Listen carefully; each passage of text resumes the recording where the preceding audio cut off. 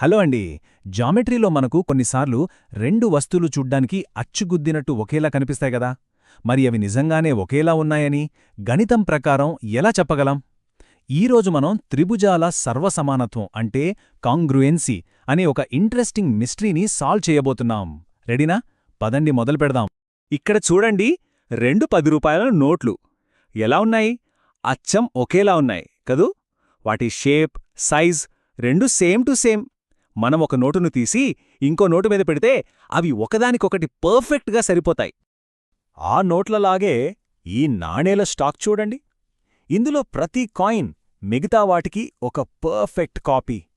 Maths భాషలో చెప్పాలంటే ఇలా ఒకే ఆకారం, ఒకే పరిమాణం ఉన్న వస్తువుల్ని మనం సర్వసమానమైనవి లేదా ఇంగ్లీష్లో కాంగ్రువెంట్ అని అంటాం. అయితే ఇక్కడే ఒక పెద్ద ప్రశ్న వస్తుంది. నాణేలు, నోట్లు సరే, కాని త్రిభుజాలలాంటి కొంచెం కాంప్లెక్స్ షేప్స్ సంగతేంటి? ప్రతిసారి ప్రతి భుజాన్ని, ప్రతి యాంగిల్ను కొలవకుండానే అవి పర్ఫెక్ట్ కాపీలని ఎలా చెప్పగలం? ఏదైనా షార్ట్కట్ ఉందా? ఆ షార్ట్కట్స్ ఏంటో తెలుసుకోవడమే మన ఇవాల్టి పని. సో ఈరోజు మన ప్రయాణంలో ఏం చూడబోతున్నామంటే అసలు సర్వసామాన ఆకారాలంటే ఏంటో చూస్తాం. తర్వాత త్రిభుజాల సూపర్ ఇంపోజిషన్ టెస్ట్, ఆ తర్వాత అసలు మ్యాటర్ అంటే సైడ్ యాంగిల్ సైడ్ లాంటి రూల్స్, అలాగే ఏఎస్ఏ, ఆర్హెచ్ఎస్ రూల్స్ కూడా చూస్తాం. చివరిగా ఒక క్విక్ రీక్యాప్, మనకోసం ఒక చిన్న ప్రశ్నతో ముగిద్దాం.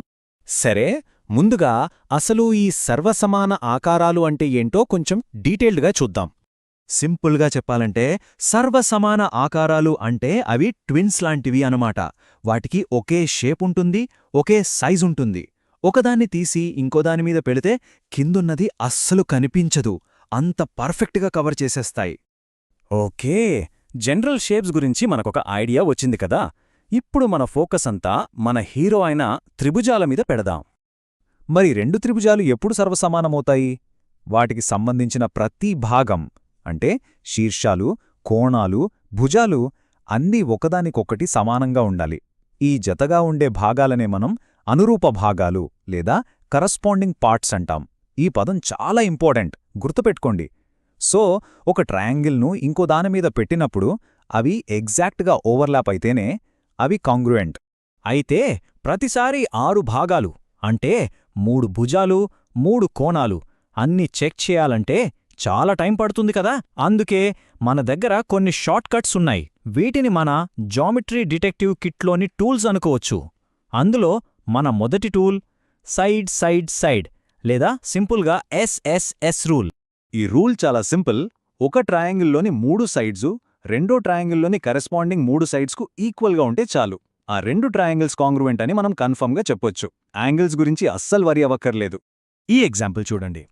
ట్రయాంగిల్ పీక్యూఆర్లోని సైడ్స్ ట్రయాంగిల్ ఎక్స్వైజెడ్లోని కరెస్పాండింగ్ సైడ్స్కు ఈక్వల్గా ఉన్నాయి.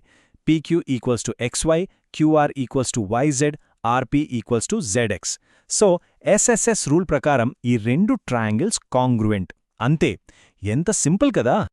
ఓకే, మన నెక్స్ట్ టూల్ పేరు సైడ్ యాంగిల్ సైడ్ లేదా ఎస్ఏఎస్. అయితే ఇక్కడ ఒక చిన్న కండిషన్ ఉంది. ఆ యాంగిల్ ఎక్కడ పడితే అక్కడ ఉండకూడదు. దాని పొజిషన్ చాలా ముఖ్యం. ఏంటో చూద్దామా? ఇక్కడ మనం గుర్తుంచుకోవాల్సిన కీ పాయింట్ ఏంటంటే ఆ యాంగిల్ మనకు తెలిసిన ఆ 2 సైడ్స్ మధ్యలోనే ఉండాలి. అందుకే దీన్ని ఇన్క్లూడెడ్ యాంగిల్ అంటాం. సైడ్ వాటి మధ్యలో యాంగిల్, అందుకే దీని పేరు సైడ్ యాంగిల్ సైడ్. వేరే ఏ యాంగిల్ ఈక్వల్గా ఉన్నా మనకు సంబంధం లేదు. ఇక్కడ చూడండి, ఏసీ సైడ్ క్యూఆర్ సైడ్కి ఈక్వల్, బీసీ సైడ్ పిఆర్ సైడ్కి ఈక్వల్. వెరీ ఇంపార్టెంట్, ఆ 2 సైడ్స్ మధ్యలో ఉన్న యాంగిల్ సి యాంగిల్ ఆర్కి ఈక్వల్గా ఉంది. సో మన ఎస్ఏఎస్ రూల్ పర్ఫెక్ట్గా మ్యాచ్ అయింది. కాబట్టి ఈ 2 ట్రయాంగిల్స్ కాంగ్రుయెంట్. సరే, మన డిటెక్టివ్ కిట్లోకి ఇంకో 2 పవర్ఫుల్ టూల్స్ను యాడ్ చేసుకుందాం. ఇవి కూడా మన పనిని చాలా ఈజీ చేస్తాయి. ఇది ఎస్ఏఆర్ రూల్కి కొంచెం రివర్స్లా ఉంటుంది. అక్కడ 2 సైడ్స్ మధ్య యాంగిల్ ఉండాలి కదా, ఇక్కడ 2 యాంగిల్స్ మధ్య సైడ్ ఉండాలి. అందుకే దీని పేరు యాంగిల్ సైడ్ యాంగిల్ లేదా ఏఎస్ఏ. ఆ సైడ్ని మనం ఇన్క్లూడెడ్ సైడ్ అని పిలుస్తాం. ఈ రెండింటికి కన్ఫ్యూజ్ అవ్వకుండా ఉండటానికి ఇది చూడండి. ఎస్ఏఎస్లో ఏ అంటే యాంగిల్ 2 ఎస్ల మధ్యలో ఉంది. ఏఎస్ఏలో ఎస్ అంటే సైడ్ 2 ఏల మధ్యలో ఉంది. ఇంతే సింపుల్. ఈ చిన్న లాజిక్ గుర్తుపెట్టుకుంటే చాలు, అస్సలు కన్ఫ్యూజన్ ఉండదు. ఇప్పుడొక స్పెషల్ కేస్ చూద్దాం. ఈ రూల్ కేవలం రైట్ యాంగిల్డ్ ట్రయాంగిల్స్కు మాత్రమే వర్తిస్తుంది. దీని పేరు RHS, అంటే right angle hypotenuse side.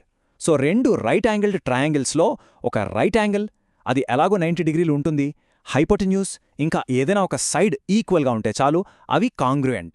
Okay, ఇప్పటివరకు మనం రూల్స్ నేర్చుకున్నాం. కాని చాలామంది స్టూడెంట్స్ పడే ఒక కామన్ ట్రాప్ గురించి ఇప్పుడు మాట్లాడుకుందాం. దీన్ని తెలుసుకుంటే మనం ఆ తప్పు చేయకుండా జాగ్రత్త పడొచ్చు. ఈ రెండు ట్రయాంగిల్స్ను జాగ్రత్తగా గమనించండి.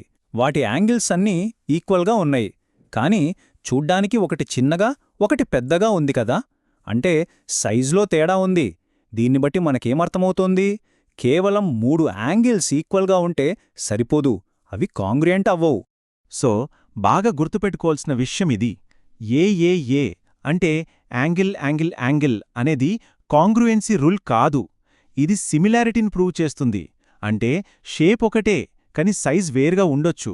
కాంగ్రుయెంట్ అవ్వాలంటే షేప్తో పాటు సైజ్ కూడా సేమ్ ఉండాలి. అందుకోసం మనకు కనీసం ఒక్క సైడైనా ఈక్వల్ అని తెలిసి ఉండాలి. సరే, మనం నేర్చుకున్న మన డిటెక్టివ్ టూల్స్ అన్నింటినీ ఒకసారి క్విక్గా రీక్యాప్ చేద్దాం. మొత్తం మన దగ్గర 4 రూల్స్ ఉన్నాయి.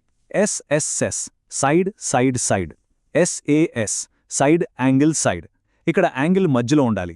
ASA యాంగిల్ సైడ్ యాంగిల్, ఇక్కడ సైడ్ మధ్యలో ఉండాలి. ఇంకా స్పెషల్ కేసైన RHS right angle hypotenuse side. ఈ 4 కాంగ్రుయెన్సీని నిరూపించేవి. సరే డిటెక్టివ్, ఇప్పుడు మీ వంతు. కిందున్న ఈ ట్రయాంగిల్స్ చూడండి. 2 right angled triangles. Angle B, angle E 90 డిగ్రీలు. అలాగే BC సైడ్ ED సైడ్కి ఈక్వల్ అని కూడా ఇచ్చారు. ఇప్పుడు RHS రూల్ ప్రకారం ఇవి కాంగ్రుయెంట్ అని చెప్పాలంటే మనకు ఇంకా ఏ ఒక్క ఇన్ఫర్మేషన్ కావాలి? ఒక్కటే ఒకటి. ఏంటది?